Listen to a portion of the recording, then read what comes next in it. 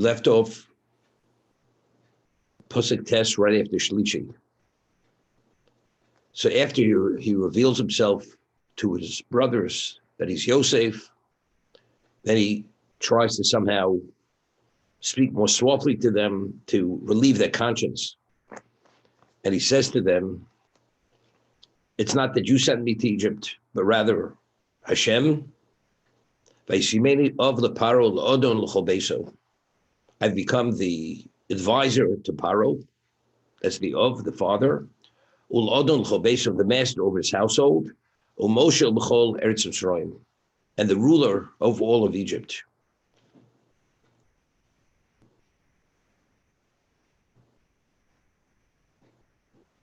Maru valu el ovi.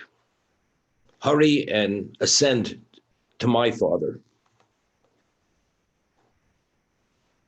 Vamartem elov.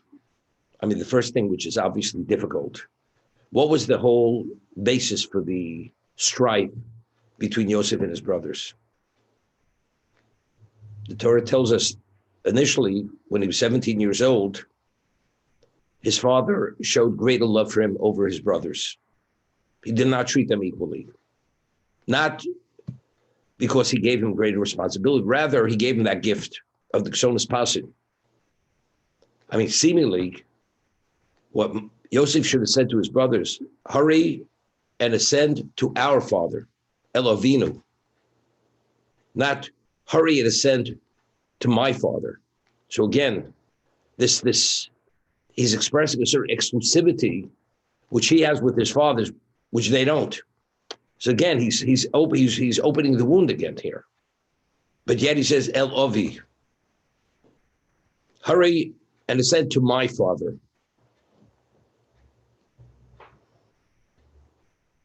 So I think, sometimes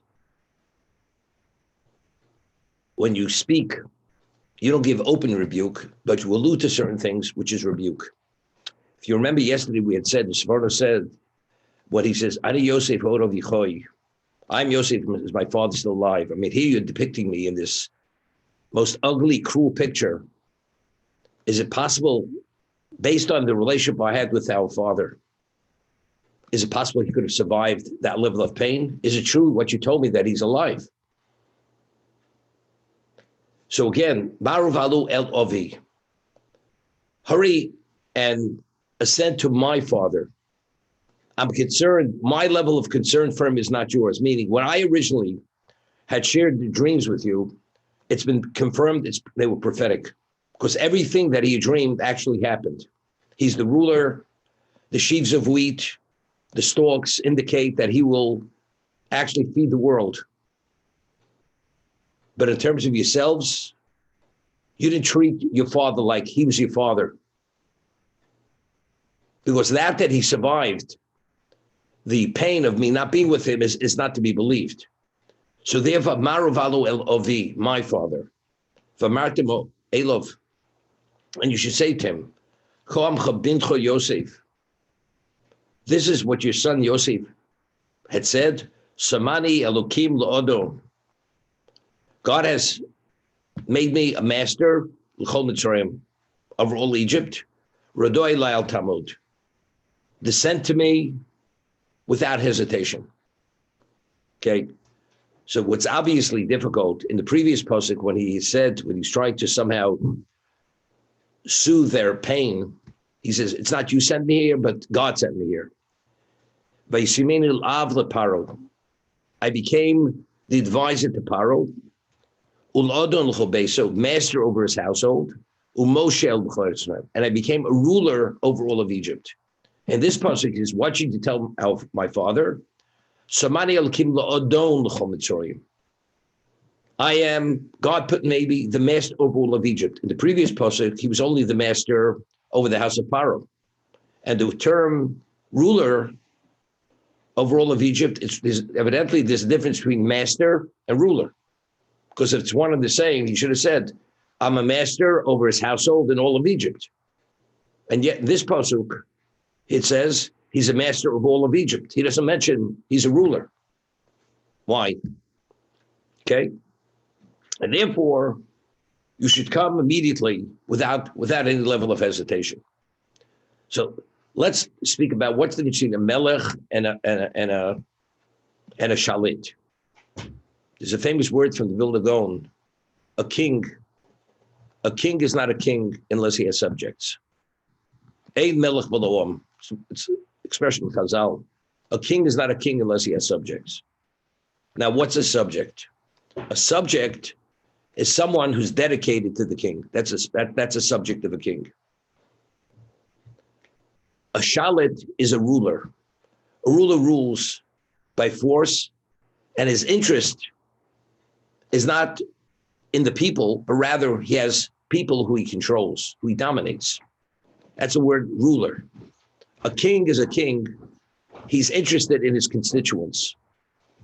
Not only because his constituents, if he wouldn't be, they would rebel against him, but rather he's really truly interested in his constituents, in his subjects. And they are dedicated to him. That is the ultimate king. The word Shala means he's a ruler, he's a dictator.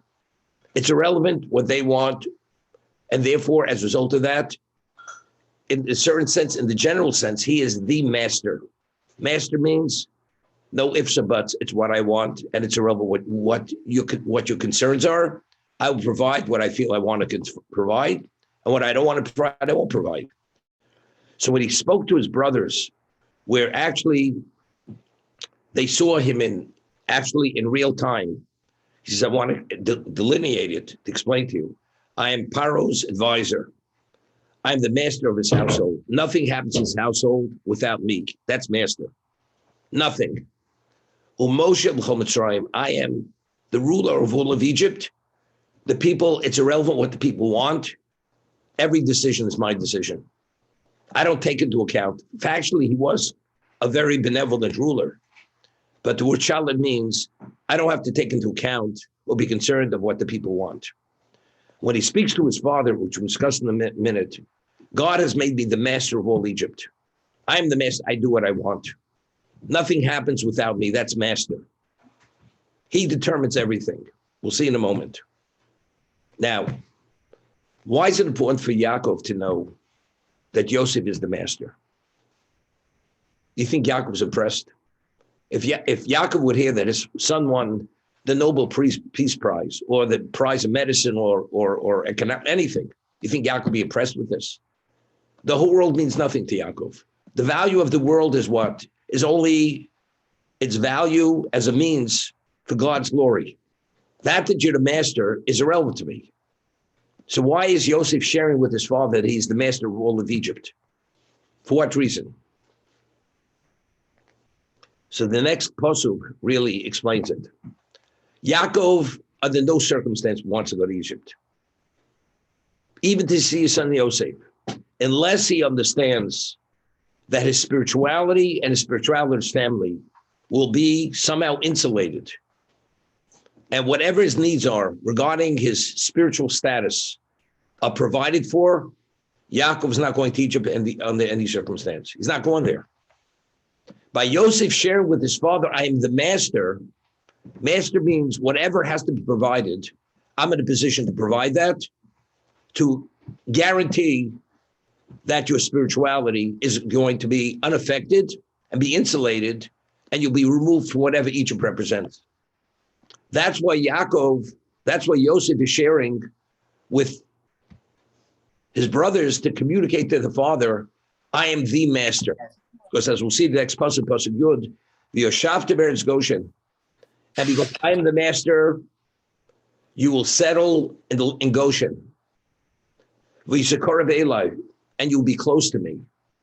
Meaning, being close to me means that I will always be aware continuously of what your needs are, and I will make up for all the years we were disassociated with.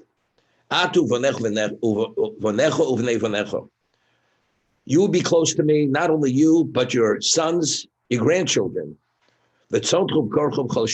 Meetings.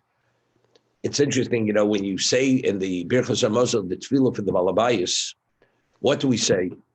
We bless the host, and we say he should succeed, and their Possessions should be close to the city. You shouldn't have to go too far away from wherever you live. Because what is your safe haven? Your safe haven is your community. If you have to travel far away from your community, then you're subject and vulnerable to all kinds of issues, influences, danger, whatever it may be. You will be close to me, your grandchildren, your grandchildren, even their assets, the flocks and the herds, they're not going to have to go anywhere where they're not going to be under my influence to be protected from whatever Egypt represents. So all this, you could promise people the world. And you actually, the person who's promising you, he's sincere and honest. But the question is, could he deliver? Yosef is saying, it's not only my integrity, but it's guaranteed I could deliver because I am the master. That's what all this is predicated on. I am the master over all of Egypt. And what is it? And it will sustain there. I will sustain you there. There's another 5 years of famine. Because maybe you become impoverished, you and your family and whatever you have. Therefore, whatever has to be provided, there will be no level of distraction because I will provide everything. But how can you provide everything? The answer is because I have Odon al Kol Mitzrayim. I have the master of all Egypt. There's nothing that is needed that I cannot guarantee to deliver and provide whatever is needed to provide.